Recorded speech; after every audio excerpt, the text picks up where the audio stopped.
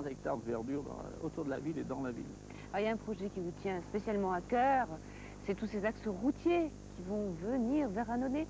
Eh bien, vous savez que la ville a eu des mutations industrielles très importantes au fil des siècles, puisque la tradition industrielle d'Annonay remonte à plus de 500 ans, qu'aujourd'hui on doit s'adapter au marché européen de 93, et puis on vous l'a dit au début, nous avons des choses à montrer sur Annonay, et nous voulons moderniser nos voies d'accès, et pour cela nous avons une vision commune avec les gens de la Loire, Bourg-Argental, Saint-Étienne, puisque nous sommes aussi aux portes du parc du Pilat, à quelques kilomètres. Donc Annonay est une plaque tournante touristique qui nous rapproche encore de plus de verdure dans la montagne, vers la Louvet, Saint-Agrève et le parc du Pilat. Donc il nous faut décongestionner notre ville, attirer de nouveaux visiteurs. C'est pour ça que nous avons lancé le projet Trans-Rhône avec le maire de Saint-Rambert-d'Albon, dans le nord de la Drôme, et le docteur Beaune, maire de Bourg-Argental dans la Loire. Donc un projet interdépartemental qui crée un lien entre le parc du Pilat et la vallée du Rhône, et surtout qui créera des voies d'accès modernes pour l'industrie du plateau ardéchois. Pour l'instant, monsieur le maire, on va découvrir l'histoire de votre ville, l'histoire d'Annonay. Quelle est l'origine du nom Annonay? Les historiens s'accordent pour donner pour origine de ce nom le mot latin annona, qui désignait l'approvisionnement en grains. L'annone, dans les armées romaines, était l'équivalent du service de subsistance dans nos armées modernes. Et il semble bien que ce soit là l'origine d'Annonay, encore que d'autres interprétations peuvent être données. Alors, au monde, je crois qu'il n'y a que 3 villes qui ont cette même origine. Il y a 3 villes, effectivement, dont Annonay, et 2 autres qui portent le même nom. C'est d'une part Annona, en Italie, près d'Asti, et d'autre part Hanouna, en Algérie, près de Constantine. Et ces 2 dernières villes possèdent d'importants vestiges de l'époque romaine. Annonay, malheureusement, n'en a conservé Les guerres ont que tout très détruit. peu. Mais il y a cette place où nous sommes, là. Alors, cette place au grain qui n'est pas romaine, mais peut-être justement à l'origine de ce nom d'Annonay, puisque approvisionnement en grains, nous sommes sur la place au grain de la ville médiévale, qu'on appelle aujourd'hui place Grenette, et qui, comme vous le voyez, a gardé un petit peu son caractère médiéval. Alors, il y a 2 rivières qui ont fait et qui font encore la ville d'Annonay. Ce sont la Cance, d'une part, et la Deûme, d'autre part. Et la ville d'Annonay est construite au confluent de ces 2 rivières. Je pense que le site d'origine d'Annonay doit être le rocher presque inaccessible qui est au confluent de ces 2 rivières et où s'installa au Moyen-Âge le château. Ce site a dû attirer l'homme très tôt pour la facilité de sa défense, mais ce qui attira aussi l'homme dans le site, c'est probablement la qualité de ses eaux. l'eau, oui. Les eaux donc, de la Cance et de la Deûme qui descendent de la partie granitique des Cévennes qui sont au-dessus ont la particularité d'être très favorables au tannage des peaux et cuirs.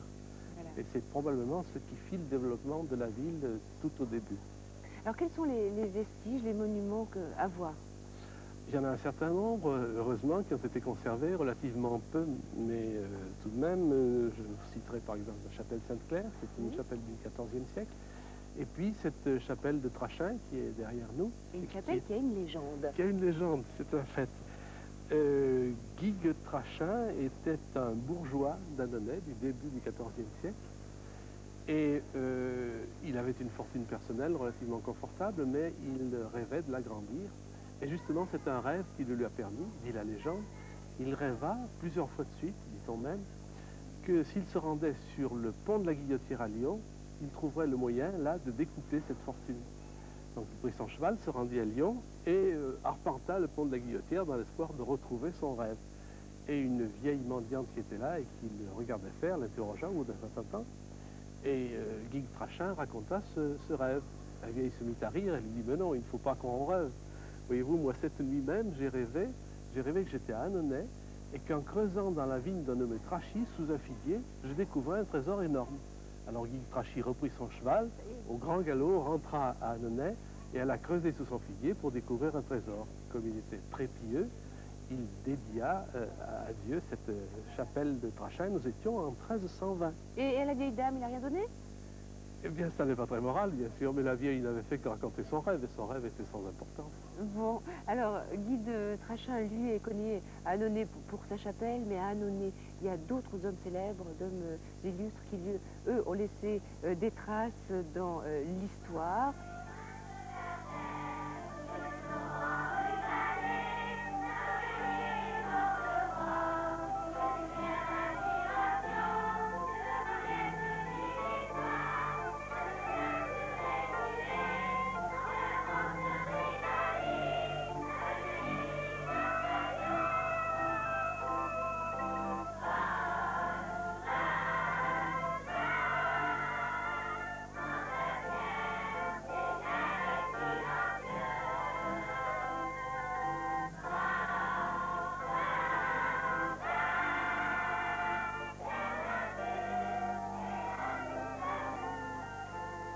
oui, Annonay, la ville mondialement connue pour ses montgolfières inventées par les frères Montgolfier.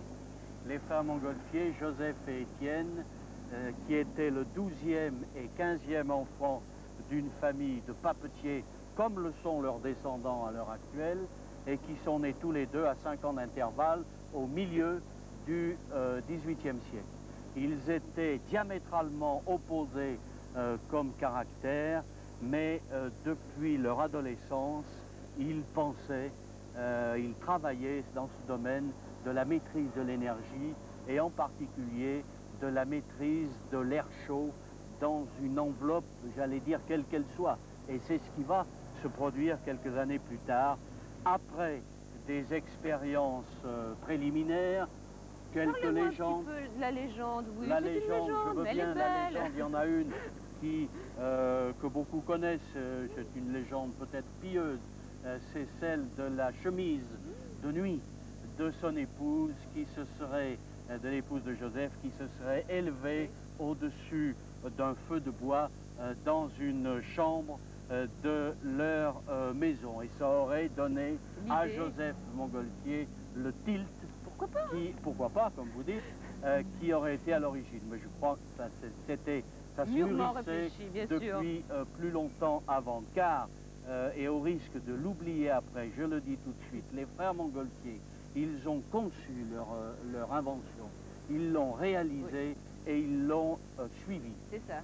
Alors, la suite, ou du moins le début, c'est quoi? C'est l'expérience du 4 juin 1783, place des Cordeliers à Annonay, qui a été à l'origine de la conquête de l'air. Car jusque-là, il existait la locomotion terrestre, oui. Il existait la locomotion marine ou maritime, comme vous voudrez, mais personne et aucun objet même ne s'était élevé dans l'atmosphère. Et on doit à Joseph et Étienne Montgolfier cette expérience du 4 juin de l'envol d'une enveloppe de papier de 12 mètres de diamètre, gonflée avec de l'air chaud obtenu à partir de sarments de vigne, de laine mouillée et de paille, qui s'est envolé, qui a volé pendant 2 km environ, puis qui a brûlé à l'atterrissage. À la suite de quoi, 2 mois plus tard, 3 mois plus tard, en septembre, appelé par le roi Louis XVI et par l'Académie des sciences,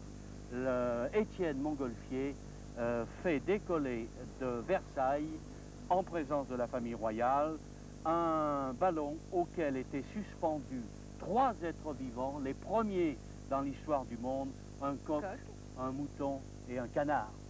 Et 2 mois après cette expérience, en novembre, à Paris, alors là, ce sont les Parisiens qui vont voir un autre ballon construit toujours par Étienne Montgolfier, c'est pour ça que je dis qu'ils ont suivi leur invention, survolant Paris du nord-ouest au sud-est, avec 2 passagers intrépides qui étaient Pilâtre de Rosiers et le marquis d'Arlange. Quelle a été la réaction des gens à cette époque? Est-ce qu'on a parlé, par exemple, comme on dit aujourd'hui, il y a eu, l'œuvre de Satan, non, à ce moment-là, ça a été un enthousiasme indescriptible. On a employé le terme, il n'est pas de moi, la folie ballonique qui s'est emparée de tout un chacun, et puis en France et à l'étranger après. Mais les frères Montgolfier, on ne peut pas dire qu'ils en soient restés là, puisqu'à travers leurs descendants, Marc Seguin, je devance un peu votre question, à travers leurs descendants, et à partir en particulier de leur petit-neveu, arrière-petit-neveu Marc Seguin, qui était un petit-neveu de Joseph et Étienne, qui lui a continué de découvrir dans le domaine de la locomotion. Marc Seguin a été le père des ponts suspendus à câbles de fer, en particulier sur le Rhône, au début en 1825, et ça a été le premier pont suspendu entre Tain et Tournon. Il a été l'inventeur et le breveteur de la chaudière tubulaire qui a été appliquée aux premières locomotives qui étaient anglaises à l'époque, et il a été enfin, et pour notre orgueil rhône-alpin, ça n'est pas négligeable, le père de la première ligne de chemin de fer française entre Saint-Étienne et Lyon, inaugurée en 1832. Alors, à Annonay, Michel Faure, il y a toujours la maison natale des frères Montgolfier. Il y a toujours la maison natale des frères Montgolfier à Annonay, tout près de l'usine, intégrée dans les anciennes papeteries qui sont toujours les papeteries Canson, mis à part qu'il y a eu de nouvelles usines créées depuis. Alors nous nous rendons tout de suite dans cette maison natale transformée en musée. Vous faites des expériences dans ce musée? Oui, nous essayons d'être très concrets avec le public et de leur montrer le papier dans sa phase de fabrication, mais également de vérification. Et par exemple, ici, je fais un test de la résistance du papier à la traction, c'est-à-dire qu'il faut savoir, lorsqu'il est fabriqué, s'il va craquer ou pas. Inutile de dire que c'est une machine de musée et non pas ce qui est utilisé maintenant dans les ateliers. Et là, j'ai un papier qui doit être solide. Oui. Quelle est la mission? Quel est le but de votre musée? Alors, le but de ce musée... Voilà, il a craqué. Donc le but de ce musée, c'est de montrer au public l'évolution de la papeterie, c'est-à-dire d'une industrie qui est toujours très vivante, mais qui a un passé très riche, et notamment toutes les innovations que l'on doit aux Annonayens, qu'ils soient de Vidalon ou des autres papeteries de la ville. Et on a toujours fabriqué du papier à Annonay? Alors, on fabriquait à Annonay du papier, selon la tradition, depuis le XVIe siècle, ce qui est vraiment sûr, depuis le XVIIe siècle. Il y avait 2 lieux de fabrication, chez les Joanneau et chez les Montgolfier, qui étaient ici, à Vidalon, puisqu'on est dans la maison natale des frères Montgolfier, inventeurs de l'aérostat. Et pourquoi la raison sociale de la société est Canson et Montgolfier? Canson et Montgolfier, parce que les Montgolfier donc, fabriquaient du papier. Ils avaient aussi un génie inventif au XVIIIe siècle, ils s'intéressaient à tout ce qui était nouveau, et ils ont inventé le ballon avec du papier, puisque leur premier ballon qui est parti d'ici était en papier. Mais Étienne Montgolfier n'ayant que des filles, c'est son gendre, Barthélemy de Canson, qui lui a succédé.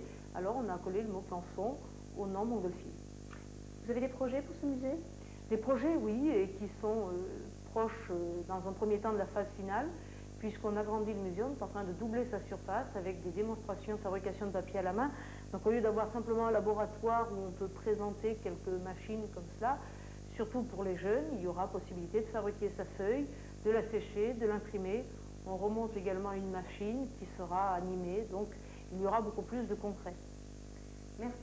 Canson n'est pas qu'une société tournée vers son passé, elle a aussi un présent brillant et un avenir.